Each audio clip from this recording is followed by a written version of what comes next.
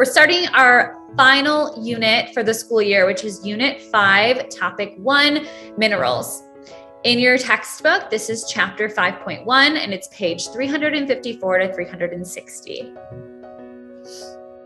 Your learning objectives for today are, I can define rock, element, and mineral, and I can list the properties of minerals.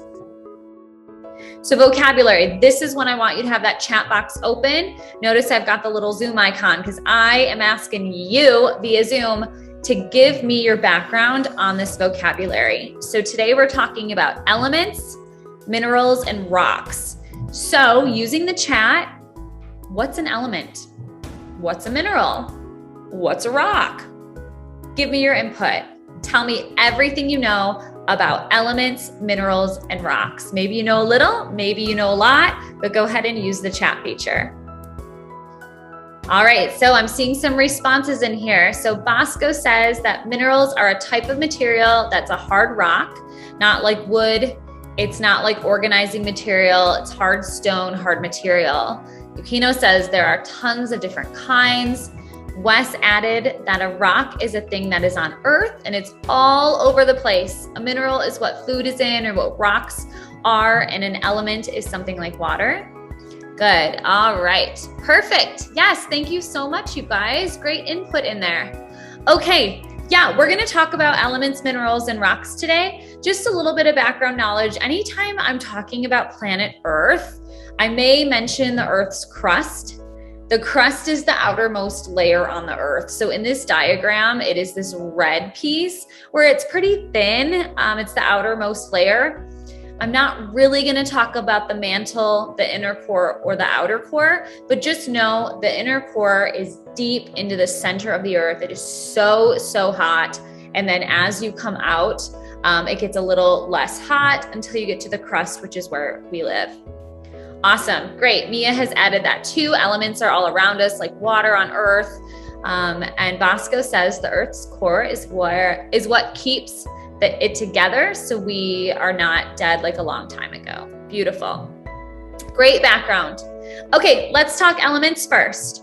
So a lot of you had some really great background knowledge on elements, telling us it's things like water and the Earth, and that's true. So elements are pure substances found on Earth. Will you put in the chat if you've ever heard of the periodic table of elements? That is this chart here where H is hydrogen, He is helium, lithium, you have oxygen, nitrogen, carbon. Each of these little abbreviations, they're all elements that are naturally found on Earth. If you haven't heard of them yet, that's okay. You're going to in high school for sure. But these are all different things that are found naturally on Earth.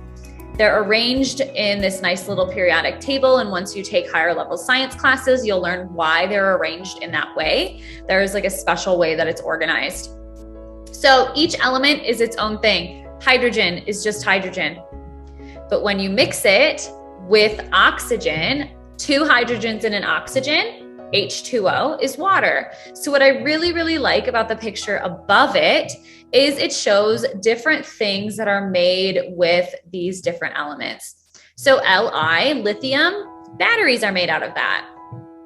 If you go over to oxygen, which is O, oxygen, that's what we breathe, right? That's around us all the time, or we wouldn't survive. Na is sodium. Sodium is table salt. So I really like to look at the bottom periodic table of elements and then look at where it is in our lives. That makes it a little more relatable. But again, an element is a pure substance found on Earth. Minerals, oh, they're just so pretty.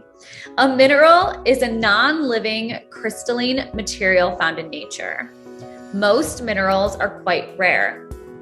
Minerals are either pure, so they're made from one element, or they're compound and they're made up of more than one element. So again, pure is if it's just a mineral comes from one element. Compound is if there's a couple of elements or a few elements that come together to give us a mineral. So pure minerals. So all of these are found on the periodic table because they're elements. Gold, copper, silver, and sulfur. So these are all minerals found naturally on Earth. And then we have compound materials. So an example of a compound material would be like quartz. Some of us might have quartz in our homes as countertops. And if so, quartz is made out of the element silicon and oxygen put together to form quartz. Wes just put in the chat that it's aesthetically pleasing. I know anything that's rainbow Roy-G Biv like this, Wes, it just makes me feel so good. So I'm glad that the slides are aesthetically pleasing to you, because I totally agree.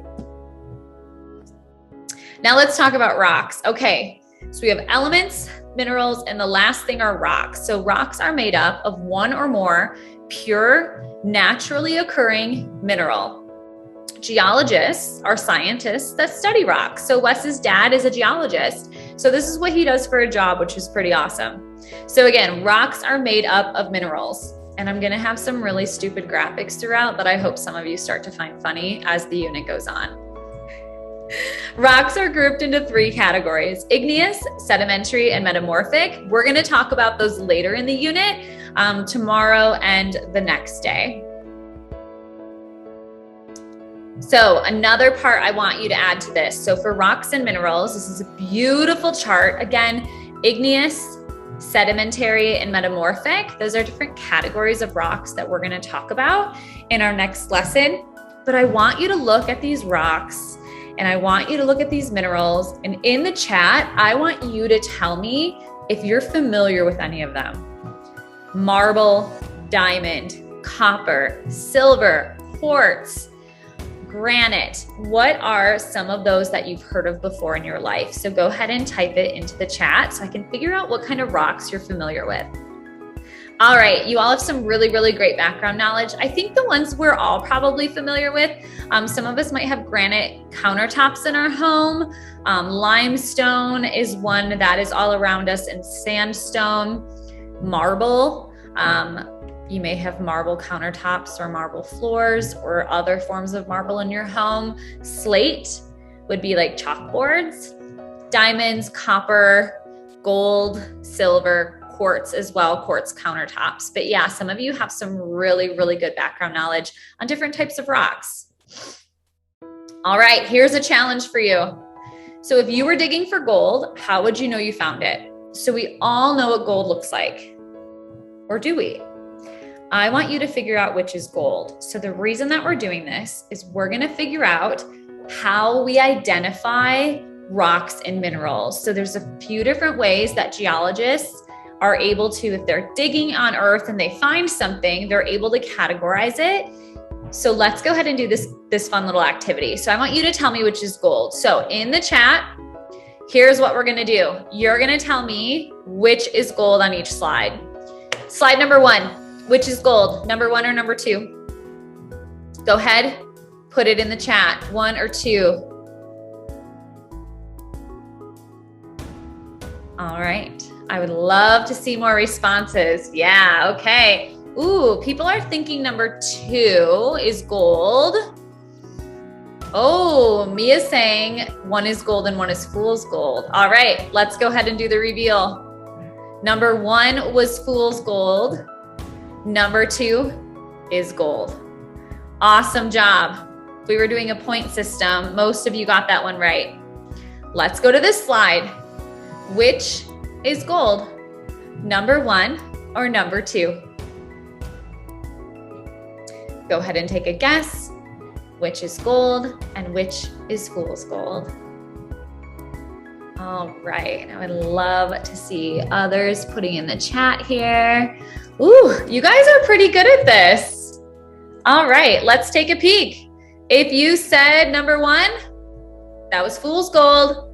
Number 2 would have been gold. So I want you to think about how these two things look similar and how they look different, and what perhaps could make 1 gold and 1 fool's gold. Like, what do geologists do in order to classify these? Let's do one more, and then Bosco's got his hand up. So let's do one more together. Gold or fool's gold? Number 1 versus number 2. So last time, go ahead and try to figure out which one is gold. Okay. I love that you guys are using that chat. All right, let's go ahead and reveal it. Number one, I'm sorry. If we go, number one was fool's gold and number two was gold on this one. Okay, so all three of them, number two was gold. All right, Bosco, do you have a question or a comment that you wanted to add to our discussion? Just want to say gold isn't always shiny. And second, if you see in the chat, I said that gold is from space. Yeah, where'd you get that fun fact? I Googled it up. You Googled it? Gold is from space? I'll have to look into that. I've never heard that. Okay, yeah, so you guys did a pretty good job at that. All three of them, gold should have been option number two. But unless you have them side by side, they can be really difficult to distinguish, right? If I was out in my yard, not that gold is found in Alberta, but if I was out in my yard digging away and I found something that was shiny in this color, I might think that that was gold because they look pretty similar to each other. Gold has a really, really high value, right? A lot of jewelry is made out of gold. Pyrite is fool's gold and it has almost no value. So it's super important. You don't want to dig up fool's gold and run to the local pawn shop or the jeweler and say, pay me a lot of money, I've got gold, because you wouldn't really make much because it's called fool's gold, but they do look really similar. How could you find out if a shiny yellow metal you found is really gold? So there are properties that we are going to talk about that geologists use to classify our minerals and our rocks. The first one is called the Mohs hardness scale. So the scale rates the hardness of materials by their ability to scratch softer materials. So we had this German scientist in 1812. He determined the scratchability scale in order to have mineral identification. So I really like this chart. It goes from hardness level, so very hard to not very hard. If you look at the lowest scale, your fingernail, right? They're pretty breakable. They feel hard, but they're not that hard because they can break.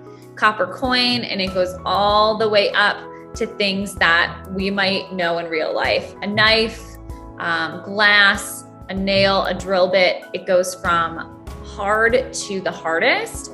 In terms of minerals, you might have some experience with some of these things, but the ones at the bottom are pretty breakable. So they're not very hard, they can break. Diamond is a 10 on the hardness scale. We'll talk a little bit more about the diamond in the next few lessons, but there is a Bill Nye that you'll watch and he gets deep digging into diamonds and it is the hardest mineral. But again, notice quartz is up here on the hardness. That's one of the reasons that it's used as we build homes, because it's a really hard surface and it's not going to scratch or dent. If you want to know more about this, you're welcome to click the link up top and it will take you outside of this slideshow to a website that gives you a little more information. The other part of the properties are the 6 crystal systems. So there's over 3,000 minerals. Other properties such as crystal formation help to identify our minerals. Crystals are the building blocks of minerals. They occur naturally and have straight edges, flat sides, and regular angles. Most minerals in the Earth's crust grow into beautiful shapes according to the 6 different crystal systems. You are going to investigate crystals a little bit in an assignment tonight, but there are different types of crystal systems. So there's cubic, which looks like a cube, kind of like an ice cube. There's tetragonal, which is more of a 3D rectangle shape. Hexagonal, which would be like a 3D hexagon, so it has more of 6 sides to it, like a corundum. There's orthorhombic, which has some rectangular pieces to it, but they branch off of each other. Monoclinic, and then triclinic as well. So you can see the different shapes of minerals as they naturally grow on Earth. But yeah, we're gonna investigate these a lot. These are crystal systems that form minerals. Okay, so back to mineral identification. So again, I'm digging in my backyard, I find a gold substance. How do I know if it's gold or how do I know if it's fooled gold? So geologists use these different categories: luster, color, streak, cleavage, and fracture. So let's go ahead and look into each. So you may have heard the expression, it lacks luster, or it's lackluster. And if you have, that just means that it's pretty dull, like it doesn't have any pizzazz to it. So luster refers to the shininess.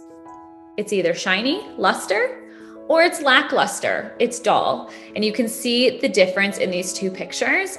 This on the left is super, super shiny. And then on the right, it's kind of like a pink dull, almost like chalky looking. If a mineral shines like a polished metal or surface, then it's said to have luster.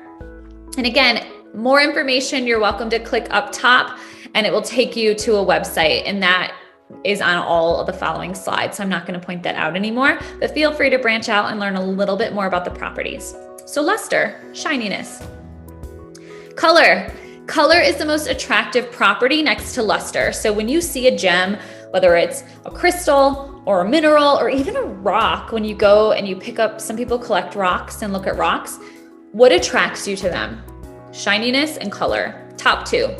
So color, after luster, color is the most attractive property. So it can not identify a mineral though. Remember, gold versus fool's gold. We couldn't just tell by the color which was which.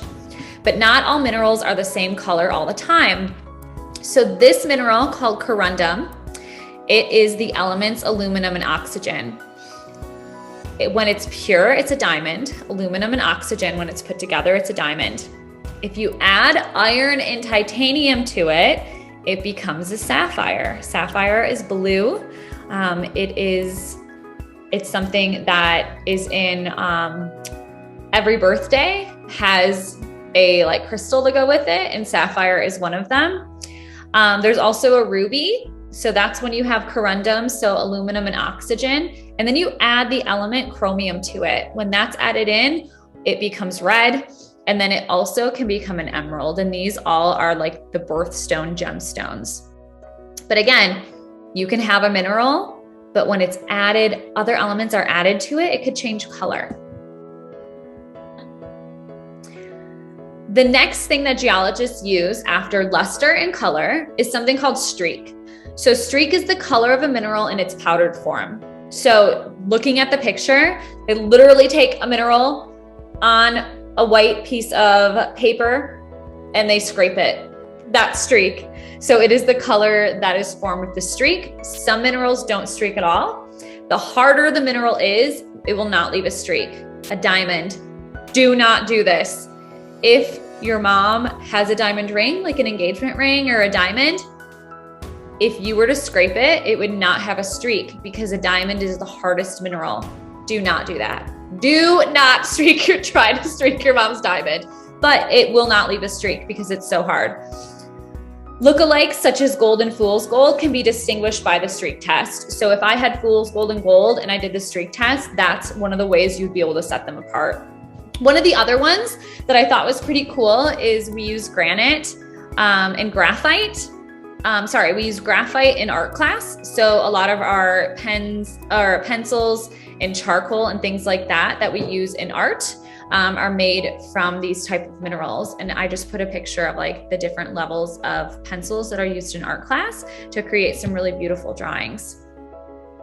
And then the final piece is something that's cleavage and fracture. These two are tied hand in hand because it has to do with when a mineral breaks. So cleavage is when a mineral breaks along a smooth, flat surface or plane. So mica is an example. Mica breaks apart like pages in a book. When you break a mineral and it kind of peels off and it's super flat, then it has cleavage.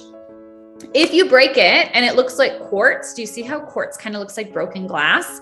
If it has mineral breaks that are rough and jagged, then it's called a fracture. So again, cleavage and fracture relate to each other because it has to do with when the mineral breaks.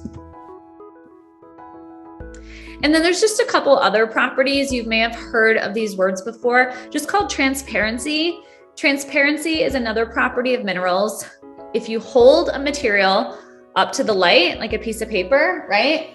If you can see through it, it is transparent. If you can kind of see through it, it's translucent. And if you can't see through it at all, it's called opaque. Same thing with minerals, okay? When you look at these different minerals, some are transparent, you can see right through them. Some are opaque, you can't at all. And then there's translucent, where you can kind of see through them a little bit. Those are other properties of minerals as well. And that's the end of our lesson. So what we're gonna do before you head on to a break, I want you to take a look at this slide. I am gonna give you 5 minutes to take a break, but I want you to look at graphite. Graphite is what I was talking about that we use in art class. Let's make some predictions about graphite if we don't have all of the information to fill out this chart. But I just want you to think about the color, the luster, is it shiny or dull? Streak, again, make a prediction. We use this in art. So does it streak? We want to talk about the hardness. So let's, on our break, I want you to be thinking graphite, put your geologist hat on, and class will resume at 12:35. We'll talk about this and then we'll bop into your assignment. Great discussion, great participation today, you guys. 12:35, cameras back on and ready to rock and roll.